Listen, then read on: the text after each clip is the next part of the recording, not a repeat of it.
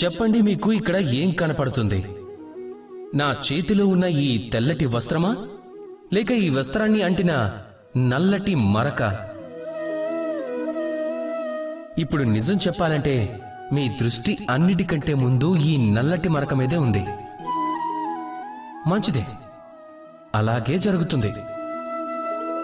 ఆలోచించేవారు చాలా తక్కువ మంది ఉంటారు. వ్యక్తి ఎంతో కష్టపడి ఈ వస్త్రాన్ని ఉతుకుతాడు, దీన్ని ఎండబెడతాడు. ఎక్కువ మంది దృష్టి వెళ్తుంది ఆ మరక మీదకి. ఆలోచిస్తారు ఇది ఎలా అంటింది అని.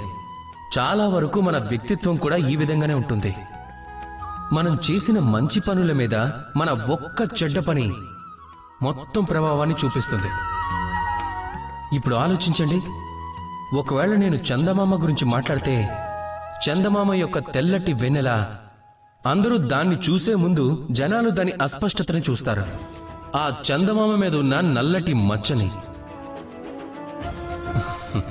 అందుకే ప్రత్యేక పని, మంచి ఆలోచన చేసేవారు ఇంకా ఉపకార్యం చేసేవారితో నేను చెప్పాలి అనుకుంటున్నాను, జాగ్రత్తగా ఉండండి. ఎందుకంటే మీరు చేసే ఒక్క చెడ్డ పని